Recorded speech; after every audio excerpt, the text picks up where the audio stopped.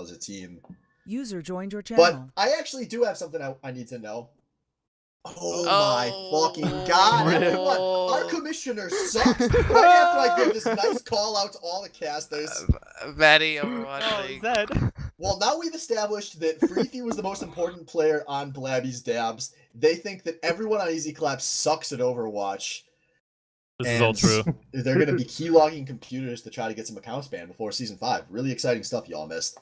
But, Whoa, you're not supposed to say that to the world. I want this to get settled from the Dabs themselves because I hear such mixed answers from everybody. Who is the shot caller on your team? The toxic boy. Yeah. Who's Toxic Boy? D3. Destructive dude. If you don't know, destructive dude. What's up, dudes? That's me. 100%. Big mouth over here. Why does everyone think Huckletune's the shot caller? I've heard he's actually really quiet. Gary, Dude doesn't okay, talk. hold on. Okay, I'm clearing the air right now. For those, like, Swift, everyone at home, Huckletune is the captain only in the Discord role, and that is all he is, captain. Well, that is some shade.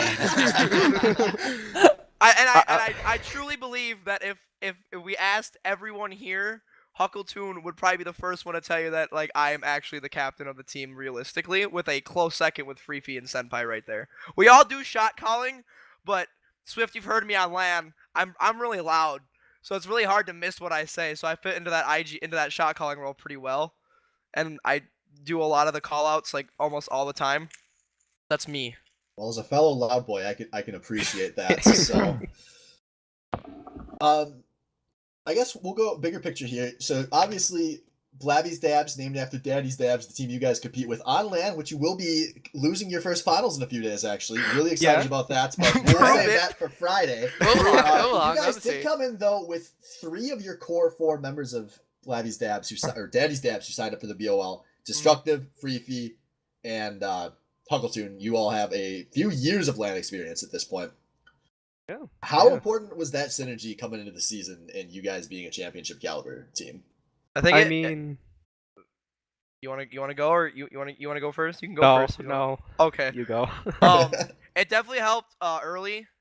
When everyone started, like the first couple of weeks, when everyone was kind of getting reintroduced, like everybody's teams, it was really easy. Obviously, you guys saw the like the scores and stuff. We were we were stomping kids. We were stomping like all the other teams. I think it really helped that we had that synergy between the 3 players that we brought in just to start the season. Obviously, as the season grew on and on, we only lost the 2 games. I think part of that is because 1, we didn't practice as much, but 2, all the other teams really had the synergy that we kind of started to lack. But early on, it was a huge advantage for all of us to be playing together consistently, and we already knew roles and how the other players played and what our strengths and also what our weaknesses were, and we were able to capitalize on that very early on in the season.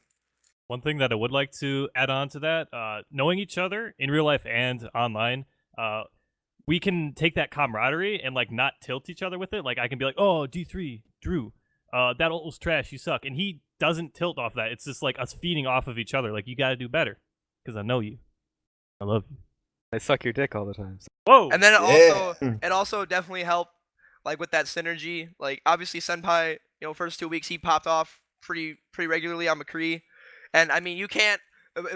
Blabby's Dabs is nothing without like Thor and Sword and Maze like really bringing like the hype and the like together. Especially when there were moments where I was getting super frustrated a couple weeks, and like things just weren't going right both like in game and with some other personal stuff. And Thor and Kevin, like Sword and Maze, were both able to bring us all together as one giant team.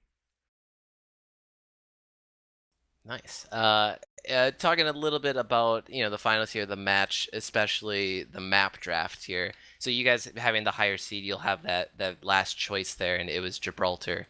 And I guess talking about all the maps, how did you feel on the maps tonight? Well, I would say anyone who is watching chat knows that we do not want to fight Easy Clap on King of the Hill. They are a deathmatch-based team. They will deathmatch us to death, and they're better at it than us. So I'm going to sit on payload and push it the whole way. That was effective. Yeah, I mean, especially because you guys losing the first map, you have that map pick, and you guys chose Junkertown. Was that pretty purposeful for it being such a strong Widow map? I think I'll let Nate answer this one. He's our Widow player. I think we just went for it because we've been having like really good games in Junkertown throughout the whole season.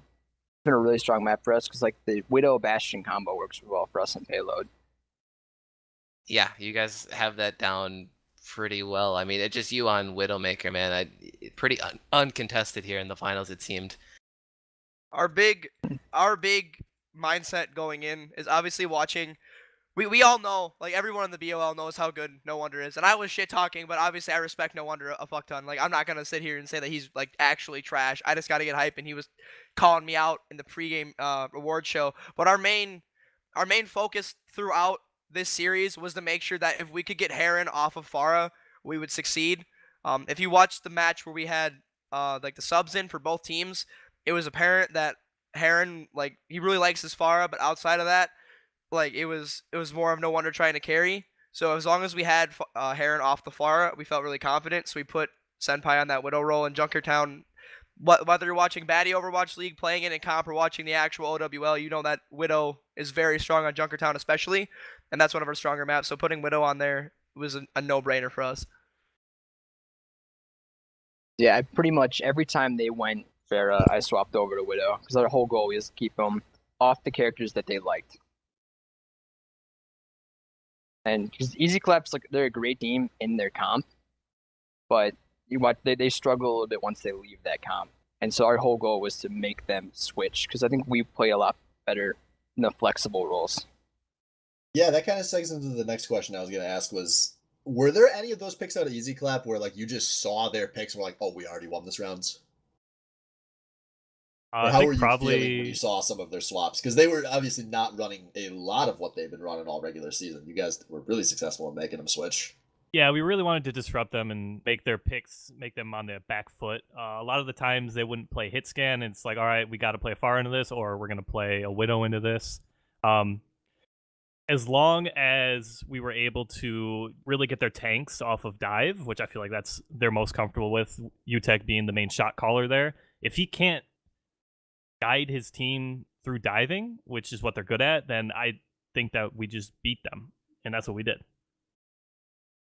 And I also think that our hero pool is a little bit more wider than theirs is. I saw a lot of picks that I really hadn't seen, like a lot of them play like pretty much the entirety of the season when it comes to like mostly like the DPS role and stuff. And I mean, we all saw Albino Joe like play Lucio and not Mercy for the first time in like his career. I'm pretty sure that was insane. Shout out to Joe being a team player. So yeah, taking off like their comfortable roles was something that we were very confident in doing, and I think out of all the teams, obviously I think we're the best. Obviously we won the league, but realistically, after watching everyone, we're the team that's most adept to being able to switch, like the fastest when it comes to character pools. We have a very vast character pool. I mean, you saw Sword and Mace play Doomfist one game and was carrying. So there's really nothing that us six as a group couldn't do, so we were able to counter almost everything that they threw at us. Nice. The patch just hit, yesterday or day before, or something like that. Did that have any impact on your game plan going in? I mean, it made me really want to play May. Yeah, we've seen it. I think we brought it up once that we maybe would see you on May in the right situation, but I don't think we ever saw a map where it would make sense. No, and I was afraid if I swapped to May that they'd just run that Pharah. Like we were saying earlier, just really trying to keep Heron off the Pharah was one of our main goals. But I was a May main like season 3, so I love that character. Ooh, well this might be your patch, man. I know. Welcome back. I might be playing some comp later tonight. They did run Reaper into us, which he got changed a little bit. It didn't seem like it was a big change fighting against it, except for when he rates forms and you like stop paying him attention, and he can just pop out of it right away and shoot you in the back. Yeah. I didn't like it when he did that to me. I'm not mad about it. And then But, I guess, go ahead. Keep going, keep Drew, going. or Destructive Dude, talk about Blizzard World, how we had a plan on there. Hi, I'm Drew. By the way, you guys just fucking call me. Just don't use the gamer tag, please. It's okay. So Blizzard World, I guess if you guys are watching, if you didn't know, they moved on Streets phase, the first payload point. They moved the checkpoint a little bit back. If you played Blizzard World at all, like we all played it week 10 or week 10. It's second point, like the first point after capturing the objective. It's very easy to stall. as defenders because the spawn door is right there. They had pushed it back a little bit, so we knew that going in. If we wanted to play Blizzard World, that was something we were like very confident in doing, and then also with us finding that front page of Reddit spot like a day before anybody else found it out on those rooftops. I don't think they patched that or anything. I'm not entirely sure. Correct me if I'm wrong, but we were very confident that if we played Blizzard World, we would be taking that one as well. But definitely the defensing on that point was crucial. But we didn't have to play it because no one wants to play Blizzard World. It's not really that good of a map. Whoa, Kinda shit. it's And so they actually colorful. they banned it actually, so they totally definitely did. don't like it because I think they're still remembering back to week 10. Yeah. I don't Yeah. think. I think a lot of people. I mean, I didn't really like it. I don't think it's like the best map. I'm really hoping the Retribution map is gonna be pretty good. I'm really hoping for good things coming out of that one.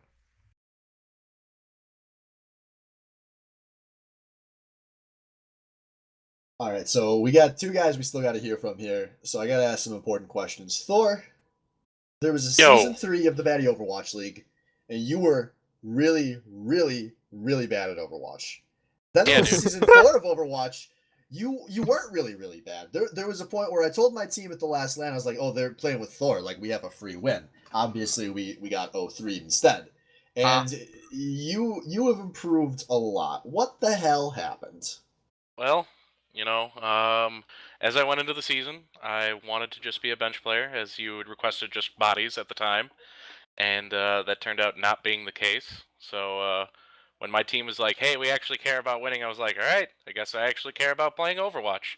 And I started actually trying and had teammates who wanted to practice who weren't just ungodly better than me, such as last year with Chromatic and Josh Danko. So I actually had people around my skill level who were able to teach me a little bit more and spend that extra time to get me to play the game. We spent a Well- lot of time nurturing our boy. It worked. Yeah, he's like third And evolution I'm Pokemon just at this glad point. He was like the little baby Winston in space at the start, and now he's like the hero Winston in Overwatch at the end. It was beautiful. I'm just glad my third season playing in the Betty Overwatch League out of 4. I got second twice and now first finally. So, Draft this Feels man, good. folks. Perennial winner. Where do you go from there? the bench and become a team owner. And OWL. feature there. OWL. Oh no! Boston has a slot. Oh god. Oh, much pressure. come on Too much now, pressure. man. Help! He's in my house. Dude, I didn't know she was 14, bro. Ah. Oof. Neither did Yeah, he Dream did. Casper. Yeah, I'm he did. sure he's gonna change that story. Don't you worry. And now, Sortimace. Yo. You started playing white characters this season. That's so good. Oh shit! What happened? I decided to be a team player because I wanted to be a 2-time BOL champion. Yeah, he's got the credentials. Yeah, it paid off. What the fuck, Swift? What, dude? Everyone that knows, I've known Sword for like 10 years, dude. Like, everyone knew when Overwatch came out. He bought the game. He's like, yeah, dude, first day, he's like, oh, Lucio, this guy's black. I'm just playing him. He Wait, Yeah, man. that doesn't mean you should just put that out there. First question. What It's an important question. It's What very the- important. Hold on, Doomfist huge came part out. it's a huge part of his character development. Yeah. Like, Yeah. he went from black characters only to major team player. And it worked. He won the league on like a really good team. Hell yeah. Thanks, Sword, for making that change. Better question. Could you guys have still won the league if Sword was still only playing black characters? He was including like Orisa and Zenyatta in there, I think. Yeah. Moira is a I big think one. we. Here's the I Moira. think we was the- could have. I think like looking back at it, a lot of the characters that we had, like if you watch a lot of the VODs and a lot of the different games that we had, we pretty much had, Kevin or Swordmace rather playing like a Moira or any other character, like any other like main healer when we wanted to have Huckletune on Mercy. A lot of the BOL is trying to make sure that you're at as much of an advantage as you can be. And so going in, especially like tonight's game is a very prime example. We know Albino Joe is gonna hardlock Mercy, so we aren't like I'm always under the impression and like telling everyone like if they're gonna have a Mercy, we're gonna want to have one back. Even though Res necessarily isn't as strong as it used to be, especially when the Overwatch leagues when our league had started, having the ability to bring back a character is completely huge in a team fight. And if they're gonna have one and we don't, that's just stupid not to run one. So it was really important to have Sword Mace come out and play other characters, and he seemed to really enjoy Moira, and he's playing her out of his mind the last, couple weeks, especially tonight. He was saving my ass a lot, and I love it. Big win.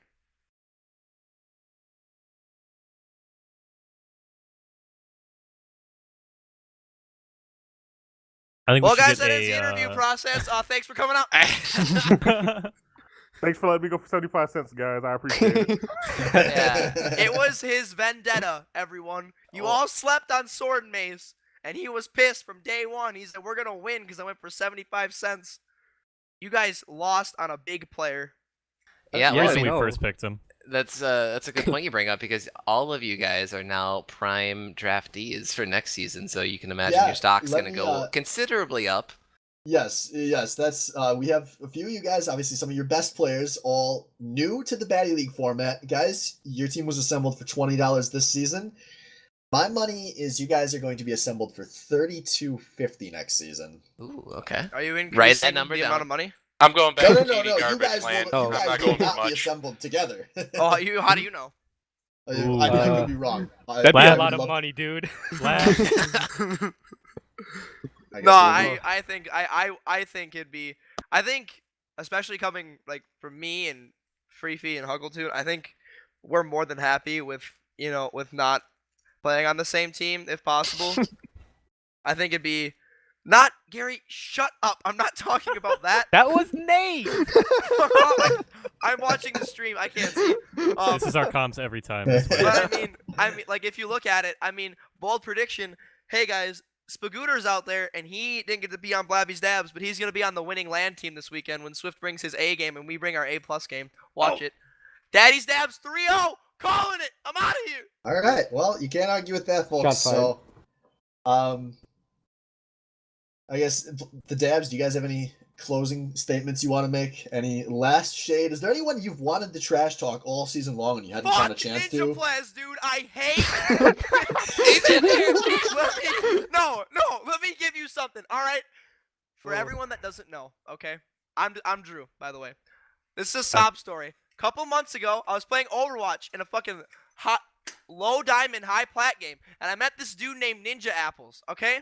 Couple months, we started becoming BFFs, and then one day in my Discord, you're all invited. I'm gonna put a link in. I'm gonna put a link in the Batty Overwatch League Discord. It's called Chicken Run Fanfiction. It's a great time. I put a link in the Discord for the signups for Batty Overwatch League, and Ninja Plez was like, "Hey, I want to fuck kids up," and so that's why he's here. And every week I'd have to listen about how he's the best. Well, I got news for you, bitch.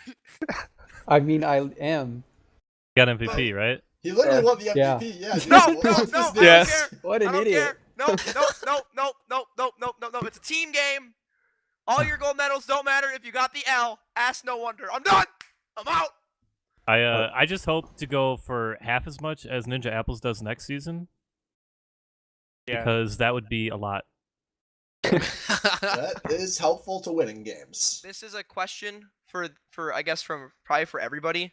Do we have a timetable on when the next Batty Overwatch League season will take place? There will be a post on the Discord probably tonight or tomorrow about tentative plans. We've got like a post-season questionnaire kind of thing we're gonna do, try to gather feedback and whatnot. Oh, it's already out there. Announcements channel. Yep. Yeah, so go head over to that announcements channel, guys. Anyone that played, anyone that watched, team owned, etc. If you were around this league at all, we're looking for feedback from every angle about all kinds of stuff. The first question: adding a hard cap on an emergency sub. TV junkie. Yeah, we might need to look at some of the rules.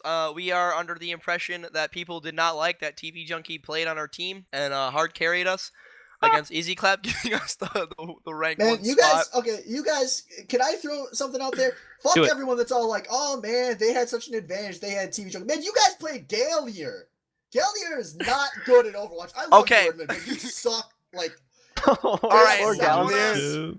I want to make it apparent, and I want to. This is something I discussed. There is a point in time when we started. We as a team practiced the least out of everybody, and that I don't care if you practice 0 times. I love Huckleton, okay? But I did have a conversation saying that if Galnir was in prime time, Galnir would have played in the finals. And I was very much ready to pull the trigger had Huckleton not gave me the old suck behind the stage before the game started. So Galnir's the god. I don't care. Galnir's going for $10 next season. I'll pay for it. That's a lie. I won't do that. But he's a good guy. I like him. Great dude. And I hope everyone enjoyed us watch. If you can we get people listening on comms next season? Can that happen? Oh, it's No, like a we cannot. sneak peek. We cannot broadcast those to Twitch. Oh, Are you I think we can make something happen. With the You guys things that wanna happen hear- in our team. You guys want to hear a sneak peek? I can give you some more. My voice is No, already gone. please don't. My ears have already heard enough. No, All right, no, no. ladies and Cut gentlemen, the let me stream! cut the stream.